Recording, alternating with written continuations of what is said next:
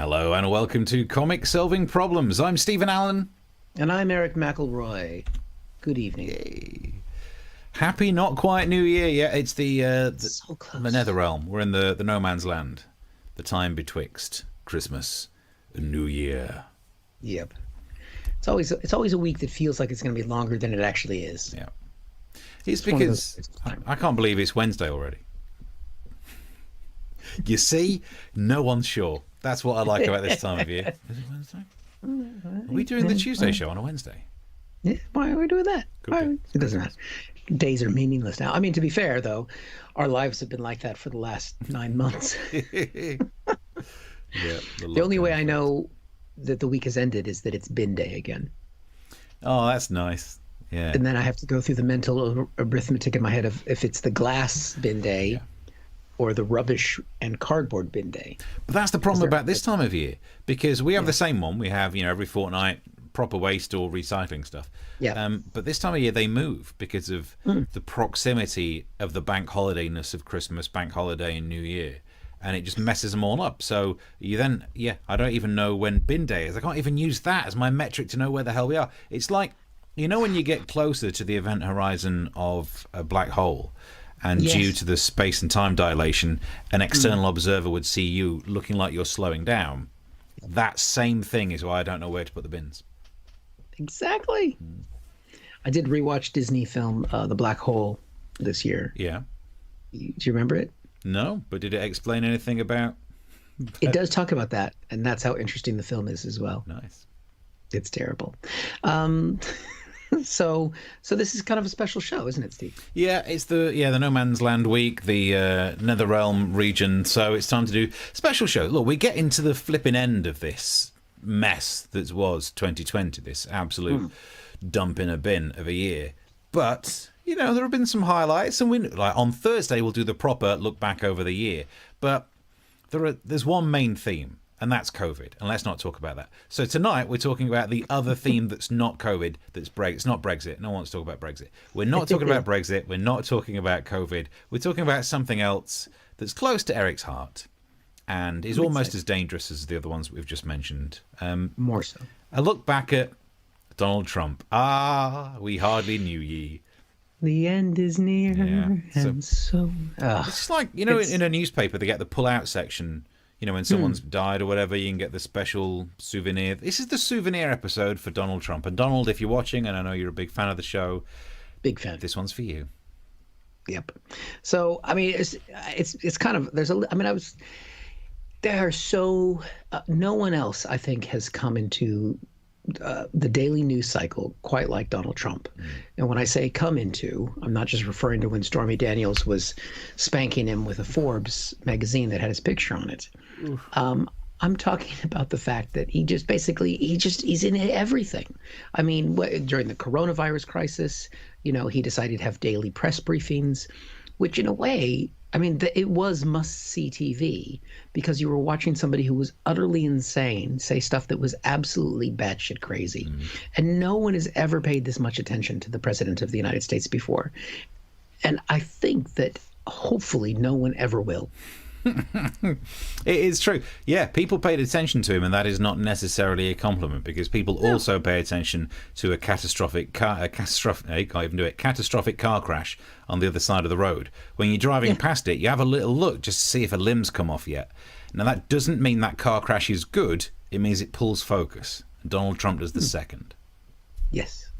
And it's not something you want to be looking at either. I mean, those daily briefings were just incredible because he would be there. He'd put his advisors on the spot. He would attack press reporters. One of my favorite things, I don't think I ever got a chance to do this on the show, is you'll see him sometimes lay into the press that would ask him questions.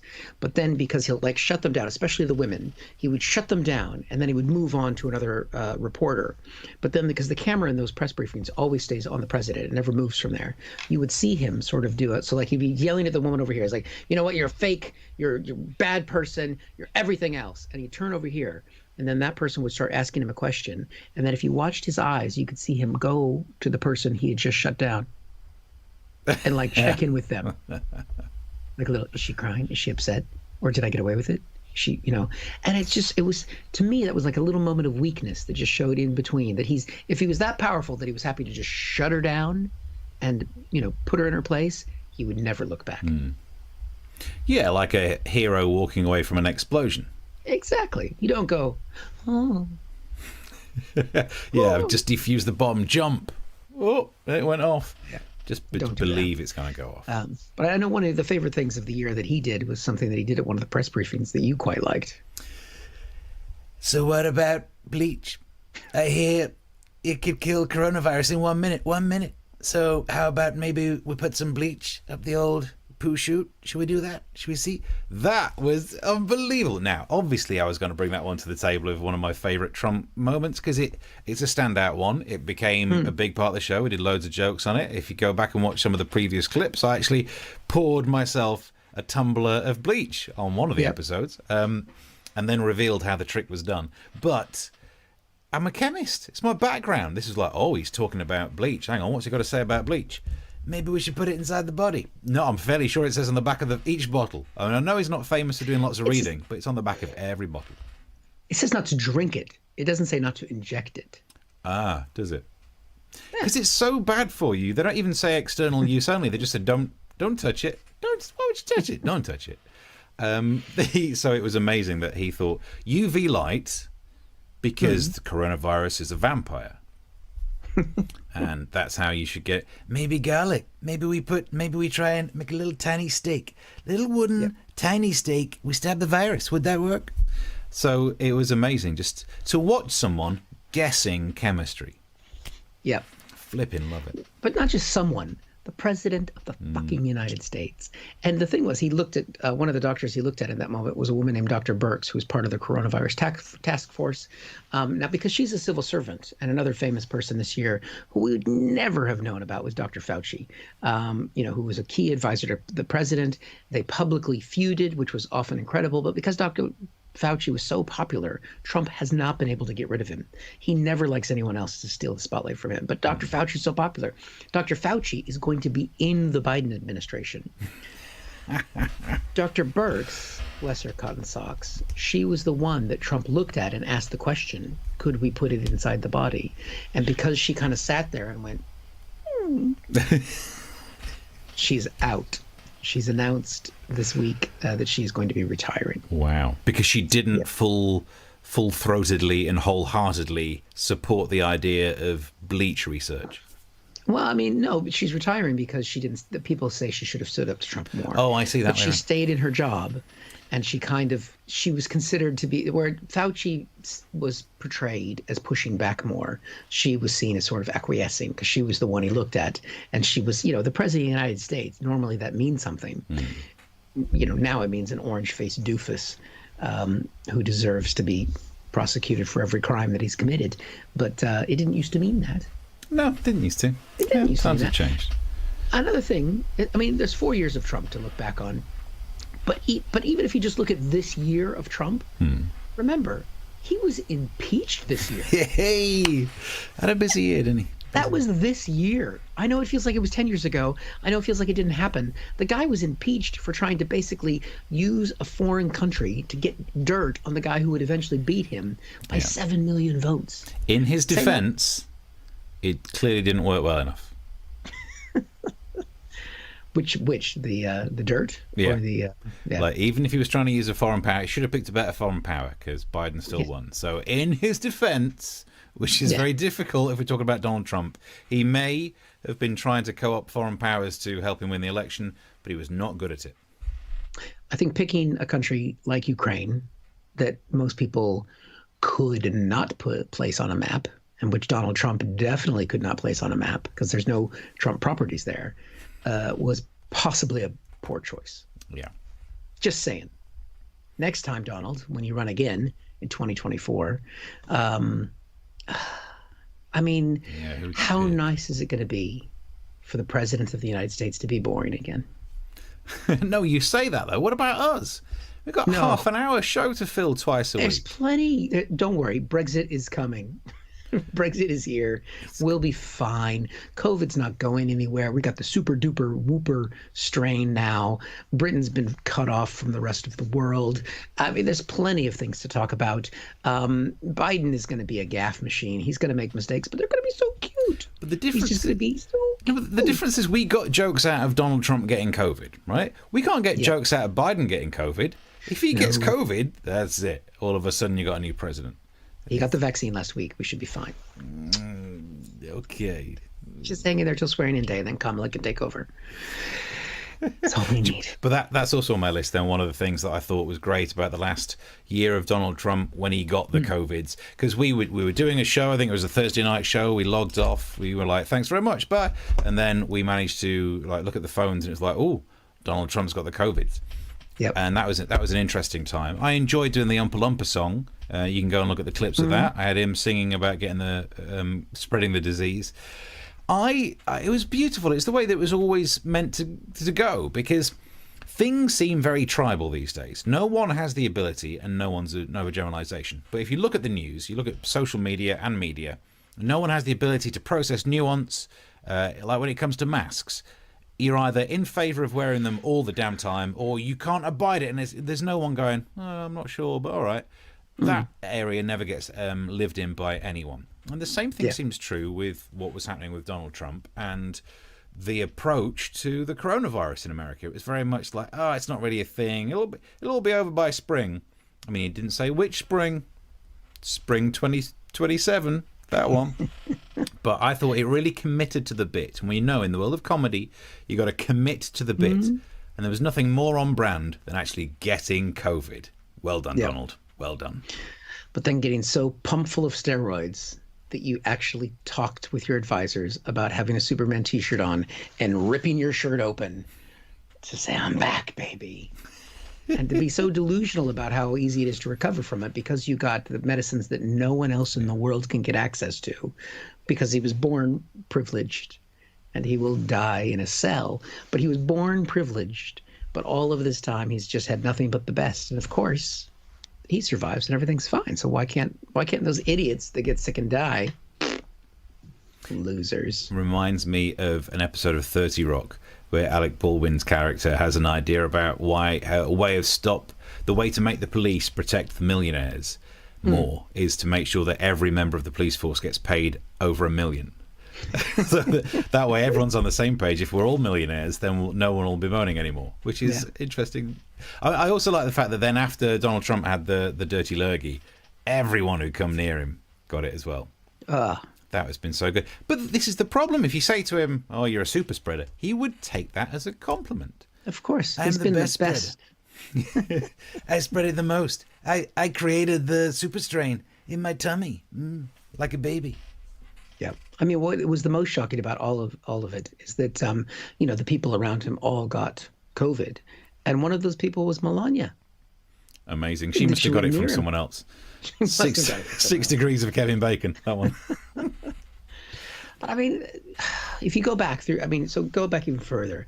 I mean, one of the first times that Trump went to a NATO summit or some world summit, do you remember that? This is before we were doing the show, of course. I remember that when we had gigs that we would go to, that moment where he was at the world leaders and that Trump was sort of behind the rest of the world leaders and he was pushing his way through to make sure that he was first. Yeah. I mean, that's everything that he did, that he would just put forward and he would demonstrate how deeply insecure he is. Now, he telegraphs everything. Yeah. That was, and no offense to you people, well, maybe a little bit of offense to you people, that him pushing to the front of other world leaders was the best physical metaphor for American exceptionalism. But surely we're the best. America, number one. You win the World Series every year. Well done. We are very good at. I don't. Well, that's not. We never finished that sentence. Gun-related deaths, which is obesity. very good. Very good. Anything else? Yeah. Baseball. Spreading COVID. Yeah. It's just. I mean, but what's good is that we've got, I think 20 odd days left of his presidency now, and there's still a lot of fun to come. He's got the pardon power, which basically means that he can just, basically anyone now who sneezes in the White House, when they say, and then they say, pardon me, or if they belch, they say, pardon me. They just get They get a pardon. They get a pardon for all federal crimes, past and present. They're just laying around the White House. You just there's just a pro forma, stick your name on it. Take one, like those guitar lesson signs. You just rip one off the bottom. Yeah. Isn't there a problem to do with the fact that if you have been pardoned, you can no longer plead the fifth because you are not going to be incriminating yourself if you can't be incriminated to that crime, so you can't cop out of giving evidence? Yes, Steve, and I know a lot about this because with my theater degree, I once played Atticus Finch, the lawyer from To Kill a Mockingbird, and so I'm very familiar with the fifth clause, and I can't tell you about it because I would have to incriminate myself. Right. I also can't tell you about what I'm wearing on the lower half right now because of the fifth. You would incriminate the poor chair. Yes, there is apparently that. Also, he can only pardon himself from federal crimes and other people from federal crimes. But there's a lot of duplication in U.S. laws where there's state crimes that are pretty serious, and you can go to jail. You can even get the death penalty at the state level. What a progressive nation you are. Yeah, definitely. That's effectively like our version. If we still had hanging, but you could be given the death penalty by a county. That's what it'd be like for us. Like, I'm doing pretty well, but Shropshire hates me. I mean, you can't cross that Shropshire line. Oh, it's a little side point about the idea of, like, because we used to gig everywhere, and maybe you don't do well. I have been saying on stage whenever we've been able to do some gigs that in the old days, if you just get heckled, that was it. It'd be a bad thing, but you could shout back, you fall out, you move on. These days, if an audience doesn't like you, they can tell their phone that they've got COVID and you have to stay at home for a fortnight. So it's raised the game, it really has raised the bar. That's why I'm not gigging in Shropshire anymore. No, they will kill you there. But yeah, I mean, we've got these last few days left. There's pardons to come. There's some more obstruction of justice to come. He can still appoint people to jobs that will stay in government after Biden takes over. It's basically just going to be a constant assault on the American democracy. And we're going to miss those times. I definitely think that Donald Trump will do some things that will help coronavirus, like making sure that some sort of serious restriction is put in place, that you can't risk spreading COVID by having big groups of people. Anything to guarantee that Joe Biden has fewer people at his inauguration than Donald Trump. It's bound to happen. He will close down an entire area just to make sure he gets to go, I had more people. I think that's kind of why he encouraged the spread of COVID. Wipe it out. It's like just basically to make sure that Biden couldn't have a big inauguration, because they've already started making plans that it's going to be more of a virtual event because Joe Biden is going to be a president that doesn't want to kill people, which again, it's going to be hard to remember that. It's been a while. Last time was with Obama, but Obama was a controversial president. I think we all remember the time he wore that tan suit. Pretty, challenging. Sorry, just a little sick came up in my mouth. Donald Trump only looks like that if he's naked. His lines. There's got to be a line, just like the makeup. Just like the makeup. They have talked about the fact that they're going to have to do a deep clean of the White House. So they're bringing in fumigators to scrub every surface that's been touched. And someone will say to one of the cleaners, "Oh, is this because of COVID?" And they'll be like, "Yeah." Let's say it is. Yeah. And it's going to miss. I mean, when Biden is president, and if you've ever seen him in an interview with his wife, Dr. Jill Biden, the fact that they actually have affection for each other. I don't know if I'm ready for that between a president and a first lady. Yeah, weird. That's going to be weird.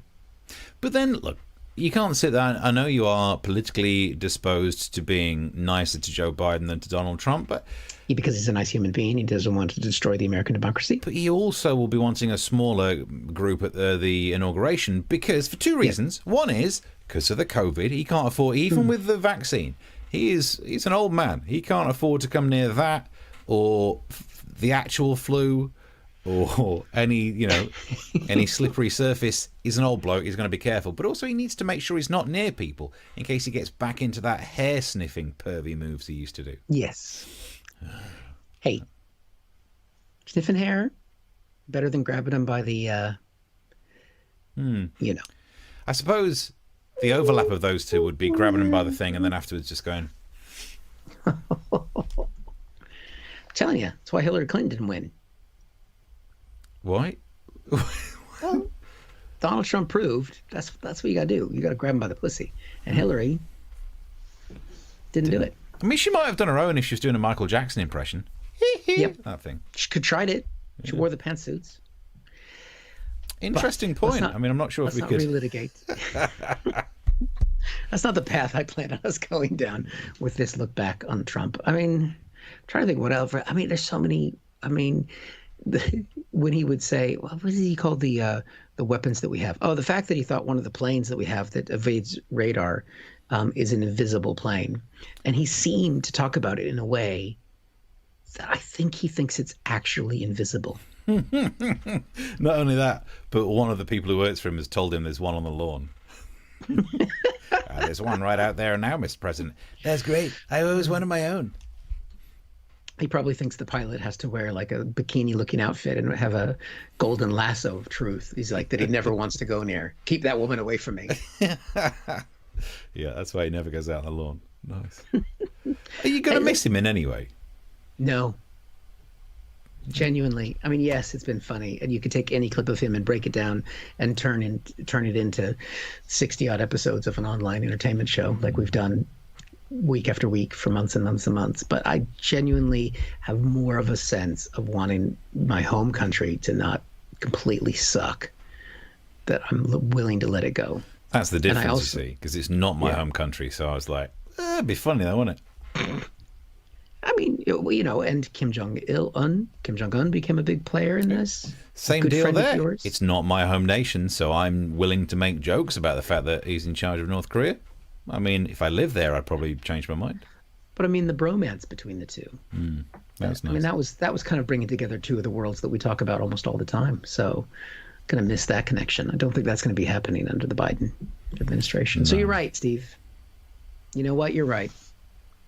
I'm going to make some calls. There was fraud in the election. I voted. I'm a dead person. I did votes for my kid. I swung it. Yeah. I'm going to try and get 4 more years of Donald Trump. Hey, there still could be, let's not get ahead of ourselves here. There still could be 4 more years of Donald Trump. Yep. Nothing stops him from standing again in 4 years' time, unless there's a ramp involved. That might slow him down. Yeah, that's why he came down that escalator. And I mean, could you imagine if he got onto that ramp at King's Cross, that long one, when you come off the Waterloo City line and you go up to, you want to get on the Central line, and it's like that long escalator ramp. Have you ever been on that? Oh, Bank. Yeah. Oh, Bank. London Underground's longest travelator, the first one that was installed as well. Yeah. If he ever got on that. This is the thing. I mean, look, again, I end up having to have the job of defending Donald Trump because you're so against him. So, yes, again, let me defend Donald Trump. When you see him go down those slight ramps, this is not even like a difficult ramp. I don't know. Yeah. And then there'd be some tweet saying it was a 35-degree angle. You look at it, you go, it's not. It's an angle. It's measurable. If you're going to lie about something that's harder to disprove than just putting a protractor on the screen. But he lies about everything that you can see. Yeah. But he, so you see him walking down these slight inclines or declines. And I looked at that and thought, maybe he does have bone spurs. Yeah. Maybe, because actually, if that's how he walks up and down slight ramps, maybe he shouldn't have been involved in that war. Fair play, Donald. Yep. There we go. So that's a good thing. Yeah. Maybe he wasn't dodging the draft incorrectly. Maybe he can't walk that well. Yeah. I don't know. My dad was in Vietnam. He said there were a lot of ramps. If that was the problem, that's always the flipping problem with war. War is hideous, man. Mainly just because the ramps. The ramps. Yeah. Well, we're reaching nearly the end of our little reminiscence on Trump. Little Christmas special. There's going to be more Trump because he's not going to go away. He's not that kind of guy. So I mean, don't worry about that. If that was one of your favorite parts, we're going to keep talking about him, because especially once he's no longer president, he'll be even funnier. Because then he doesn't have the nuclear codes. But you have to think they've been swapped away from him by now. I mean, Jesus. They're buried in the final column of a Sudoku, and to get them, he has to fill it in. We're safe. I love the idea that, because some people have been saying after he leaves office, one of the things he could do is set up a news network to try and rival Fox. I love that idea, because then there would be a ton of clips of him ranting incoherently. It would keep us afloat forever. So Donald, if you're listening, and I know you're a big fan of the show, set it up. The Trump Network. Go for it. Years. I mean, we're available. Yeah. We would be on that. Wow, this is where we've swapped jobs. Really? I don't think I'd ever work again if I appeared on the Donald Trump News Network. Well, you're not working now. True. Fair enough. Yeah, there you go. Well, we hope you enjoyed tonight and are enjoying your mid-Christmas to mid-New Year's Eve. We're going to be back on Thursday, as always. You can subscribe to the channel, as we've had the subscription thing there. You can see our past shows on there. You can tell people about the show. And if you enjoyed at any point what you've seen tonight and what you may see in the future, you can chuck us a drink at the Ko-fi website. And we appreciate your support and watching the show. Yeah. Anything else? Would be nice at Christmas time. Help a poor starving comedian out, Governor. It's all right, Peace Super, and no mistaking. Just trying to appeal to the Scrooges out there. Puppy eyes. That's your puppy eyes. Was that good? It was like this. I'm just going to do my puppy eyes. What is wrong with your puppy? It's the look of a puppy that will kill you when you're sleeping. Rough motherfucker. Yeah. So anyway, we're off topic. Thursday night, 9:00. I'll do another little Christmas special. Keep staying in touch. Send us messages and tweets and whatnot. And I think we're all sorted. Great. Well, we'll see you then. Thanks very much for watching. Bye. Bye.